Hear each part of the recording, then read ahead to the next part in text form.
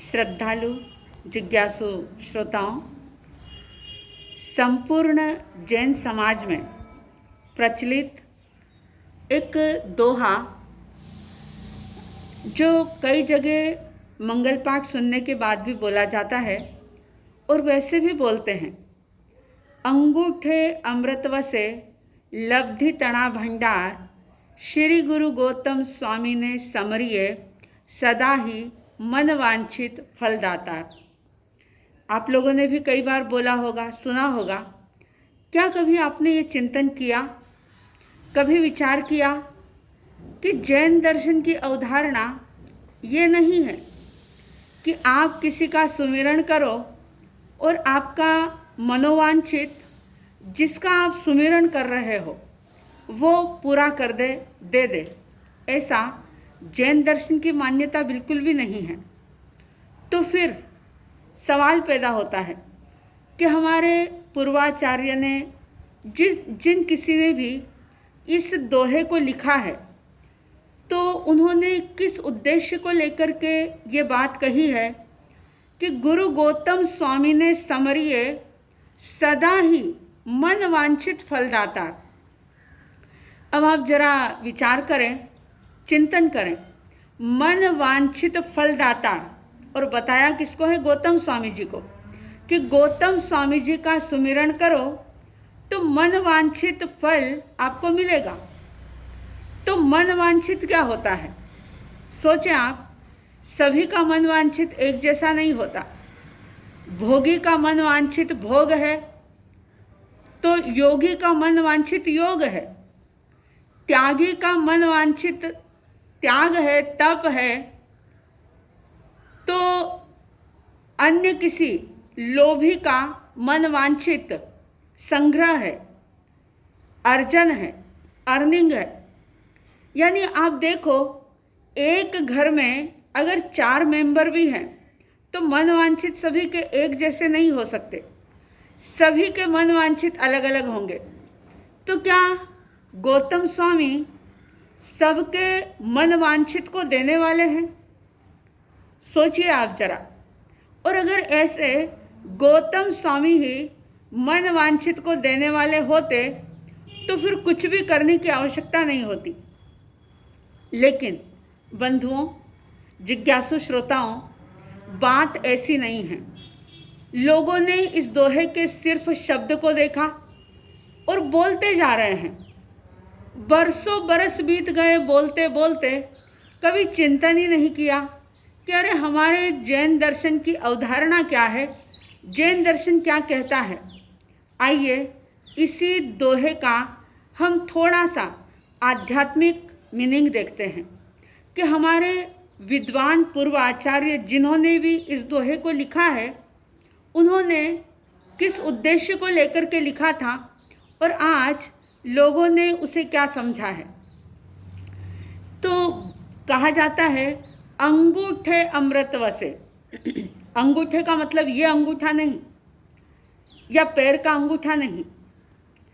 इसको थोड़ा गहराई से समझने का प्रयास करें, इसकी संधि विच्छेद करेंगे।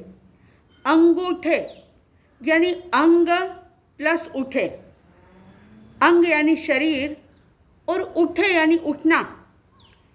जब व्यक्ति अपनी दैहिक चेतना से, अपने देहाध्यास से जब थोड़ा सा ऊपर उठता है, यानी इससे थोड़ा अलग होता है, अंग उठे।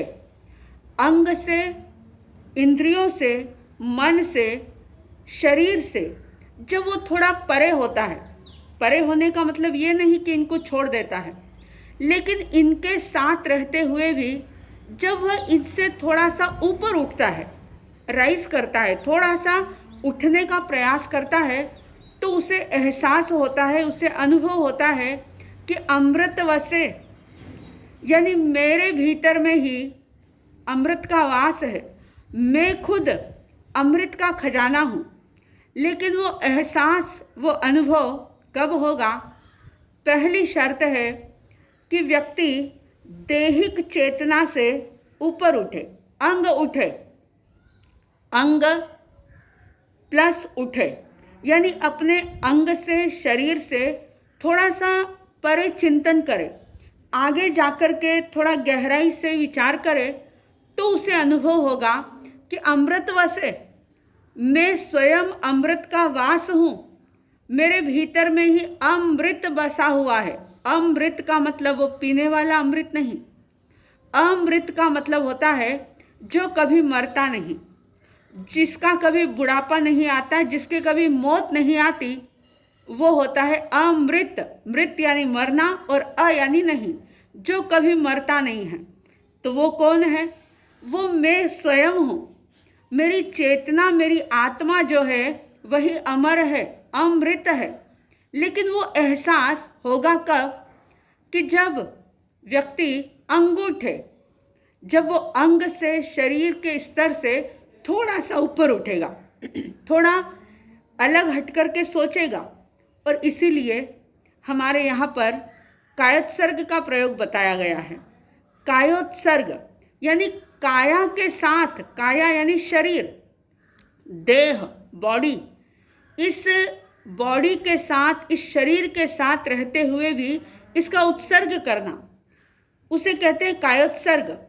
यानी शरीर के साथ रह करके इसका उत्सर्ग करना, ऐसी कुछ समय के लिए जो साधना की जाती है उसको कायोत्सर्ग कहते हैं। और ऐसे कायोत्सर्ग के प्रयोग जब किए जाते हैं तो एहसास होता है, अनुभव होता है कि अमृत वसे मेरे भीतर में ही, मेरे भीतर में क्या, बल्कि मैं स्वयं ही अमृत का भंडार हूँ। और वो अमृत का भंडार कैसा है? तो बता दिया, लब्धि तणा भंडार, अनेका अनेक लब्धियाँ, सिद्धियाँ मेरे भीतर में है। मैं स्वयं उसका खजाना हूँ, क्योंकि केवल ज्ञान कोई बाहर से आने वाली चीज़ नहीं है। कोई पोथियों को पढ़ करके किसी ने केवल ज्ञान प्राप्त नहीं किया। MA, PhD, डिलीट, दुनिया भर की डिग्रियां लेकर के किसी ने केवल ज्ञान प्राप्त नहीं किया। सैकड़ों हजारों बुक लिख करके किसी ने केवल ज्ञान प्राप्त नहीं किया। केवल ज्ञान जो है वो मेरे भीतर में है, और प्रत्येक आत्मा के अंदर वो ज्ञान विद्यमान है, क्योंकि आत्मा का गुण ही है ज्ञान। जैसे चीनी के अंदर से मिठास को हम अलग नहीं कर सकते, यानी जहाँ चीनी है वहाँ मिठास है। जैसे चीनी का धर्म है, उसका गुण है मीठापन, वैसे ही आत्मा का गुण है ज्ञान। तो प्रत्येक आत्मा के अंदर वो ज्ञान की सत्ता, वो ज्ञान का गुण विद्यमान है। और जैसे मिठास के गुण से ही तो चीनी जानी जाती है, वरना चीनी में और नमक में अंतर क्या होगा? ऐसे ही ज्ञान गुण से ही चेतना की पहचान होती है।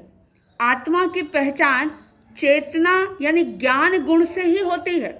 अगर ज्ञान का गुण नहीं है तो वो तो जड़ हो जाएगा, वो चेतन नहीं रहेगा।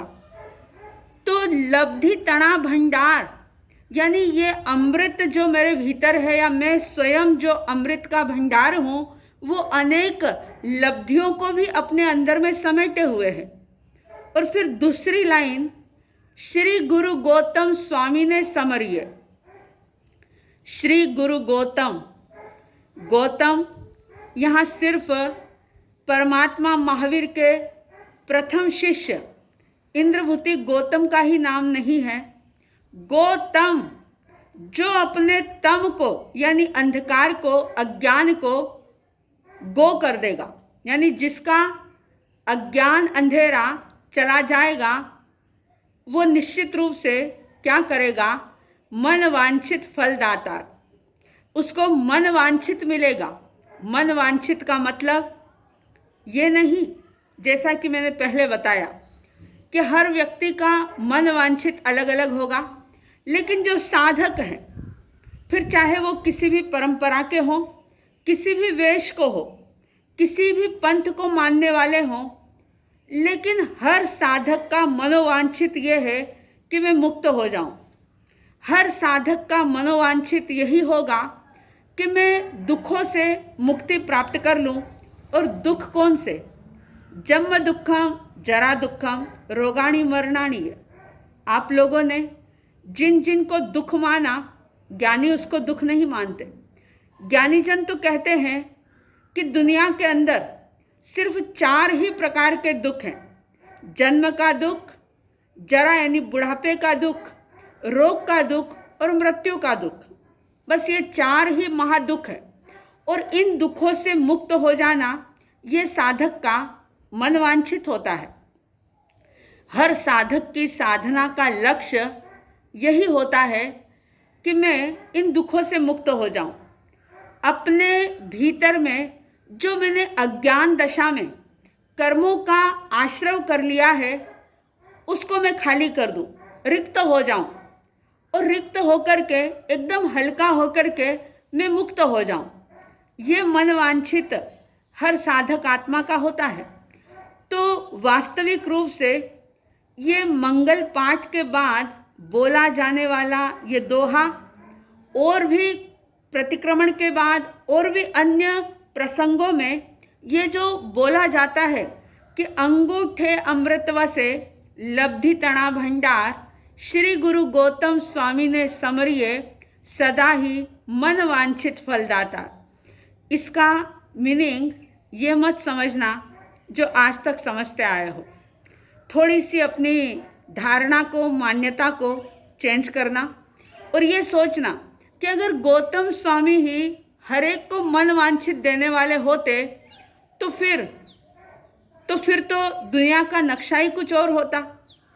और जैन दर्शन तो इस बात को मानता नहीं कि कोई परमात्मा नाम की शक्ति आपको कुछ दे देगी। हाँ, ये जरूर होता है कि जब हम परमात्मा की भक्ति करते हैं, जब हम अर्चना करते हैं, स्तुति करते हैं, पूजा करते हैं, पाठ करते हैं, तो उससे हमारे भाव शुद्ध होते हैं और हमारे कर्मों की जो है वो निर्जरा होने लग जाती है। और जैसे जैसे कर्मों की निर्जरा होती है, भीतर की शुद्धि होती है, या कुछ पुण्य का बंध होता है, तो भौतिक वैभव अनचाहे भी प्राप्त हो जाता है। तो इस दोहे को आध्यात्मिक मीनिंग के साथ बोलें और आध्यात्मिक मीनिंग इसका समझें कि जब तक देहातीत अवस्था को प्राप्त करने का पुरुषार्थ हमारा नहीं होगा, तब तक अमृत वसे, मैं अमृत हूँ, मेरे भीतर ही अमृत का वास है, इसका एहसास कभी हो नहीं सकता।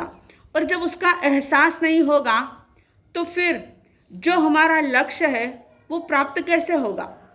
पहली ही सीढ़ी पर अगर कदम नहीं रखा तो भला हम अंतिम सीढ़ी तक पहुँचेंगे कैसे। तो इस दोहे का गहराई से चिंतन करें, मनन करें, और न सिर्फ चिंतन मनन बल्कि दैहिक चेतना से, अपनी इंद्रिय चेतना से थोड़ा सा ऊपर उठ करके कायत्सर्ग का प्रयोग प्रारंभ करें और अपने अज्ञान अंधकार को दूर करने का पुरुषार्थ करें, तो निश्चित रूप से अमृत का, आनंद का, शांति का, अलौकिक अनहद आनंद का अनुभव आप सबको होगा।